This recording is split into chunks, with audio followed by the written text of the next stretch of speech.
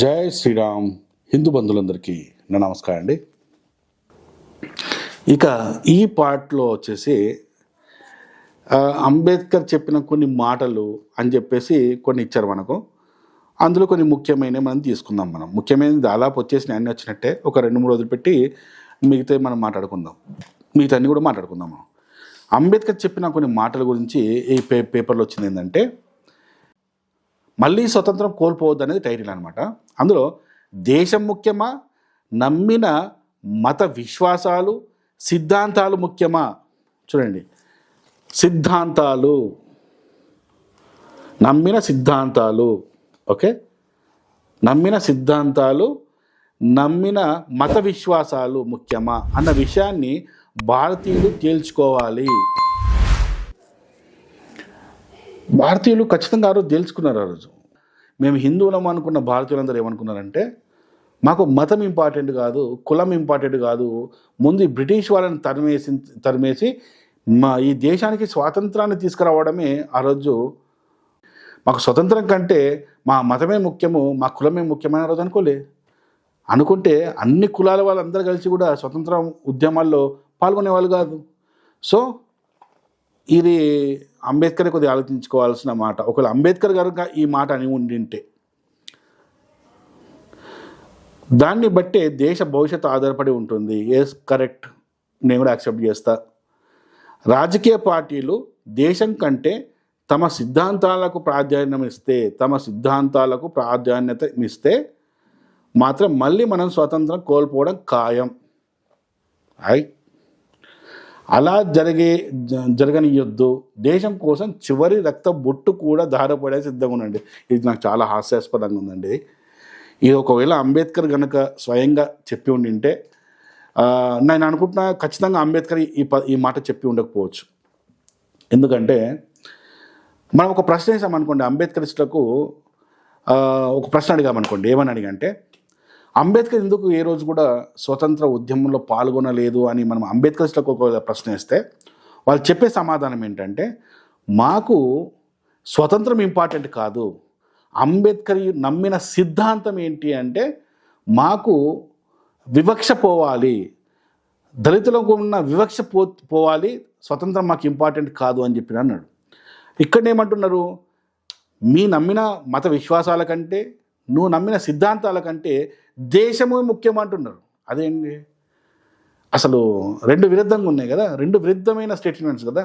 అంబేద్కర్ ప్రవర్తించింది, ఇక్కడ చెప్పింది కంప్లీట్గా విరుద్ధంగా ఉన్నది. ఆయన సిద్ధాంతాలకు అనుగుణంగానే దేశానికి స్వతంత్రం కూడా వద్దన్నాడు.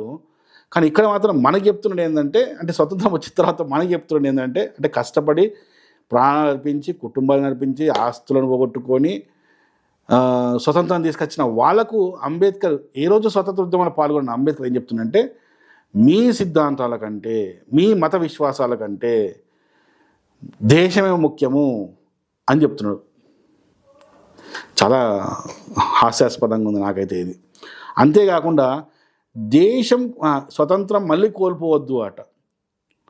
మళ్ళీ కోల్పోవద్దు ఏంటి, నాకు అర్థం కాలే. ఆల్రెడీ కోల్పోయిన దానికోసం, స్వతంత్రం కోల్పోయిన దానికోసం పోరాడదాం రమ్మంటేనే ఈ రోజు రాలే అంబేద్కర్. అంబేద్కర్ మనకు స్వతంత్రం వచ్చింది అది చెప్తున్నాడు, మళ్ళీ కోల్పోకండి అని చెప్తున్నాడు. సరే, పెద్ద ఆయన ఒక మాట చెప్పిన విందాం, అందులో ఏముంది.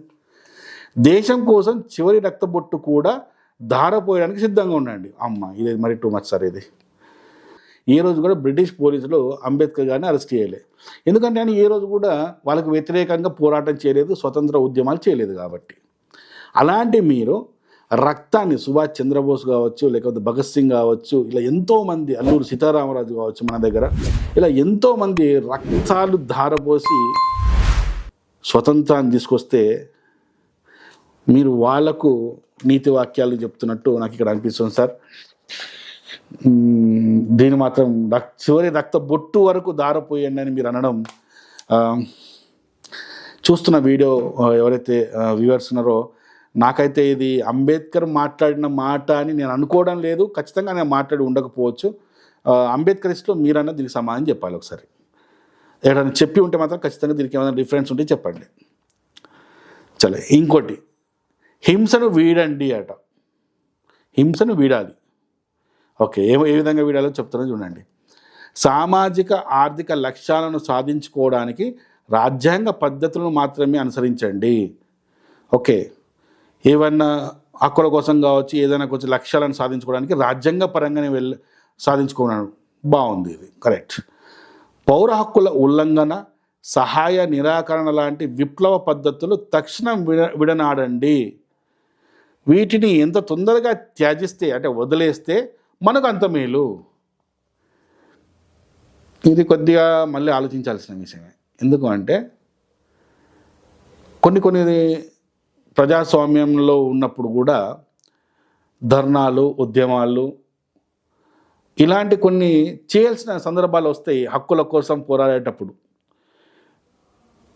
సో అవి చేయొద్దు. ప్రజాస్వామ్యబద్ధంగా అంటే ప్రతిదానికి కోర్టుకెళ్ళి ప్రజాస్వామ్యబద్ధంగానే మాట్లాడాలి అంటే కొన్ని సందర్భాల్లో వీలు కాకపోవచ్చు. ఇంకోటి ఏంటంటే సహాయ నిరాకరణ. Yes, exactly. ఇప్పుడు తెలంగాణ ఉద్యమం చేసాము ఇక్కడ తెలంగాణలో. అందరం కలిసి ఒక దగ్గర కూర్చొని అందరు నిరాహార దీక్ష చేస్తే తెలంగాణ వచ్చేదా? కాదు కదా. సహాయ నిరాకరణ ఉద్యమం కూడా చేశారు. మొత్తం రాష్ట్రం గవర్నమెంట్ ఆఫీస్లో, ప్రైవేట్ ఆఫీస్లో అన్నీ బంద్ చేసాం మనం. Everything is close, shut down చేసాం. విప్లవం ఒక పెద్ద విప్లవం రేగింది. అవన్నీ కాంది కొన్ని హక్కులు నెరవేర్తాయంటే అదైతే హింస అని అనుకోము. హక్కుల కోసం పోరాటంలో అప్పుడప్పుడు అలాంటివి జరుగుతుంటాయి. అంటే అంబేద్కర్ ఏ రోజు కూడా స్వతంత్ర ఉద్యమాలు పాల్గొనలే కాబట్టి వీటి గురించి ఆయనకు అంత పెద్దగా తెలియకపోవచ్చు. ఓకే, మనం లైట్గా తీసుకుందాం. ఇది కూడా కొద్దిగా లైట్గా తీసుకోవచ్చు. ఇంకోటి, వ్యక్తి ఆరాధన మానండి. అంబేద్కరిస్టులకు నేనైతే ఇది ఖచ్చితంగా నమ్ముతా ఇది. ఎందుకంటే నాకు తెలిసి ఈ అంబేద్కరిస్టుల కోసమే, తన ఫాలోవర్స్ అయిన అంబేద్కరిస్టుల కోసమే ఈ చెబుతున్నట్టు నాకు అనిపిస్తున్నది. ఒకసారి చూడండి. దేశానికి జీవితాంతం సేవలందించిన గొప్ప వ్యక్తులకు కృతజ్ఞతతో చూపండి.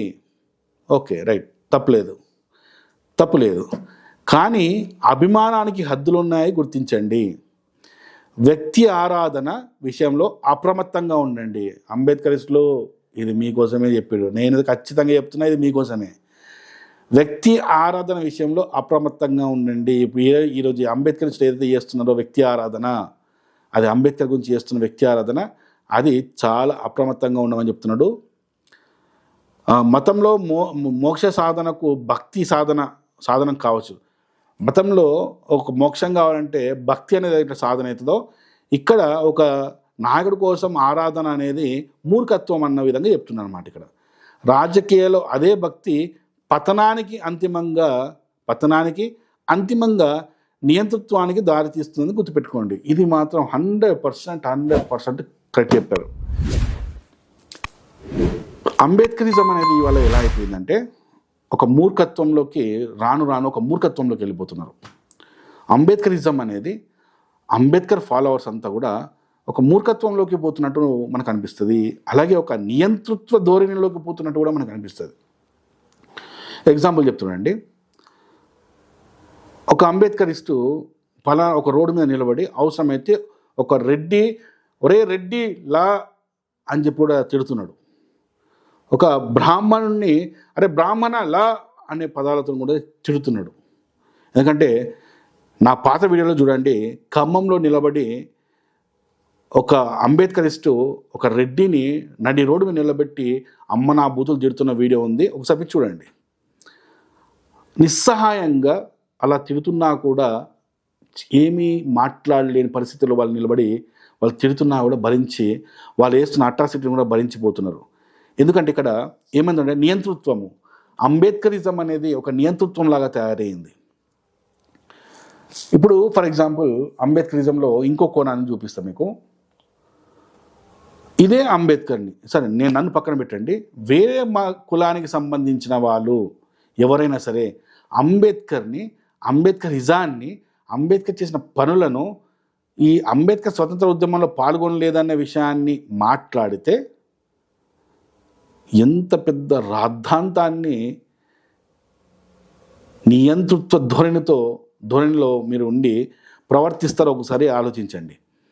అంటే మీ అంధభక్తి, అంటే అంబేద్కర్ అనే ఒక అంధభక్తిలో మీరు నిలిచిపోయి ఏం చేస్తున్నారంటే అంతిమంగా నియంతృత్వానికి వెళ్ళిపోతున్నారు మీరు. ఇప్పుడు మీరేం చేస్తారంటే మిమ్మల్ని ప్రశ్నిస్తే మాది మమ్మల్ని మీ మీద చేస్తున్న దాడి అంటారు, లేకుంటే ఇంకేవో కొత్త కొత్త పదాలు సృష్టిస్తారు. కానీ అదే ఒక అంబేద్కరిస్టు కోట్లాది ఈ దేశ ప్రజలు కోట్లాది మంది ఆరాధిస్తున్న మెజార్టీ ప్రజలు కోట్లాది మంది ప్రజలు ఆరాధిస్తున్న రాముణ్ణి కావచ్చు, కృష్ణుణ్ణి కావచ్చు, సరస్వతి మాతను కావచ్చు, సీతమ్మను కావచ్చు, హిందూ గ్రంథాలను కావచ్చు బహిరంగంగా వక్రీకరించి వాడు వీడు అని ఆ దేవులను తిడుతున్నారు. ఎందుకు తిడుతున్నారు అంటే అది మీ నియంతృత్వ ధోరణి. అవే పదాలను అంబేద్కర్కి వాడితే మీరు యాక్సెప్ట్ చేస్తారా? అప్పుడు అంబేద్కర్ మీద ఉన్న అంధభక్తితోని మీ మూర్ఖత్వం ముందుకొచ్చి మీ నియంతృత్వ ధోరణిలో మళ్ళీ వీళ్ళ మీద అటాక్ చేయడం జరుగుతుంది. సో ఇది ఖచ్చితంగా అంబేద్కరిస్టుల కోసము ముందు జాగ్రత్త చర్యగా వ్యక్తి ఆరాధన మానండి అని చెప్పేసి చెప్తున్న మాటలు ఇవి. అంబేద్కరిస్టులు జాగ్రత్తగా గమనించండి. ఇది నా శరీరం చచ్చిపోయిన భారత రాజ్యాంగ రూపంలో నేను బతికే ఉంటాను. రాజ్యాంగాన్ని చంపినప్పుడే నేను శాశ్వతంగా కన్నుమూస్తాను. ఇదేంటి సార్? రాజ్యాంగం అంటే మీరంటే రాజ్యాంగం అనే ఒక ధోరణి చూపిస్తూ స్టేట్మెంట్ ఇచ్చారు. నాకు తెలిసి ఈ స్టేట్మెంట్ కూడా మీరు ఇక్కడ ఇచ్చింటే ఒక ఆధారం అంబేద్కర్ చూపిస్తే బాగుంటుంది. ఎందుకంటే నా శరీరం చనిపోతే భారత రాజ్యాంగం రూపంలో నేను ఉంటాను. మీరు ఉండడం ఏంటి? 292 మంది ఉండాలా? కార్గిల్ యుద్ధంలో ఒక సైనికుడు చనిపోతే ఆ కార్గిల్ యుద్ధంలో నేను కనబడతాను అంటే ఆయన ఒక్కడే కనబడడు కదా. ఎంతోమంది చనిపోయినాక ఆ ప్రాణాలు త్యాగం చేసిన సైనికులు కనబడతారు. ఈ దేశ స్వాతంత్ర పోరాటానికి గాంధీ ఒక్కడే కారణం కాదు, నెహ్రూ ఒక్కడే కారణం కాదు. శాంతియుతంగా హింస మార్గాన్ని పాటించిన వాళ్ళు, కుటుంబాలను ఆస్తులను పోగొట్టుకున్న వాళ్ళు ఎంతోమంది ఉన్నారు. వీళ్ళందరి త్యాగ ఫలితమే ఈరోజు స్వతంత్రం. రాజ్యాంగం కూడా అంతే.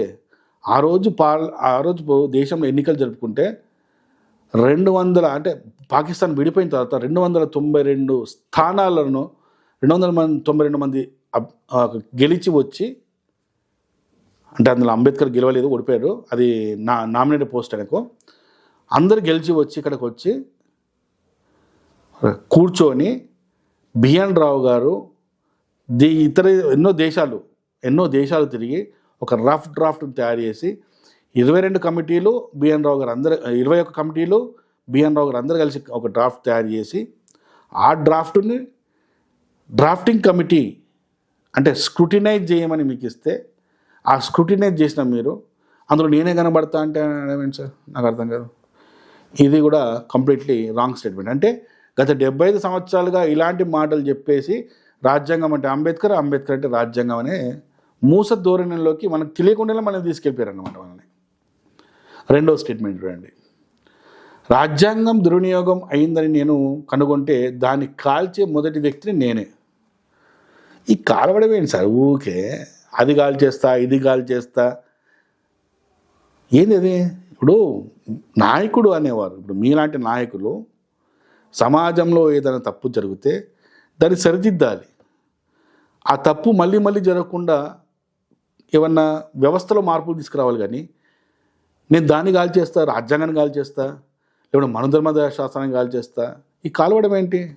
ఈ కాల్చే సిద్ధాంతాన్ని, మీరు కాల్చే ఈ సిద్ధాంతాన్ని మేము కూడా ఒక ఆదర్శంగా తీసుకొని ఈరోజు ఈ దేశంలో హిందువులను ముస్లిమ్స్ ఏమంటారు అంటే కాఫీర్లు అంటారు. వాళ్ళ గ్రంథంలో మా గురించి కాఫీర్లు అని ఉంది. ముస్లింలు కాని వాళ్ళందరూ కాఫీర్లు అని ఉంది. అంటే ఇప్పుడు మేము కాఫీర్లు అన్నట్టు. అంటే ఇప్పుడు వాళ్ళలో కాఫీర్ ఉందని చెప్పేసి మేము ఖురాన్ని కాలబెట్టాలా?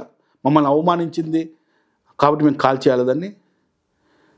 బైబిల్లో అన్య మతస్థులను ఉంది, విగ్రహారాధన చేసేవాళ్ళు అని ఉంది. ఖురాన్లో కూడా ఉంది విగ్రహారాధన చేసేవాళ్ళు అని చెప్పేసి. సో బైబిల్లో విగ్రహారాధన విగ్రహాలు పగలగొట్టండి, అన్య మతస్థులు చంపండి అని ఉంది.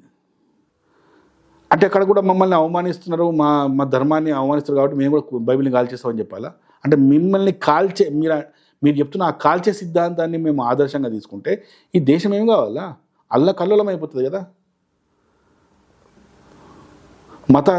మత గొడవలతోని దేశం సర్వనాశనం అయిపోతుంది కదా. మీరు చెప్పాల్సింది ఏంటి? నేను కాల్చేస్తాను కాదు, మార్పులు తీసుకొద్దాం, సరిదిద్దుదాం, సమాజాన్ని సరిదిద్దాలి, ఇలాంటి మాటలు కదా సార్ మీరు చెప్పాల్సింది. ఏంటో మీరు ఆ రోజు చేసింది మన ధర్మశాస్త్రం కాల్వడం కూడా అంతే. మీకు నచ్చలేదు కాబట్టి పోయి కాల్చిర్రు. అంటే ఇప్పుడు మాకు నచ్చలేని దాన్ని మేము కలవాలా? ఏంటో మరి నాకు అర్థం కాదు. Thank you. జై శ్రీరామ్.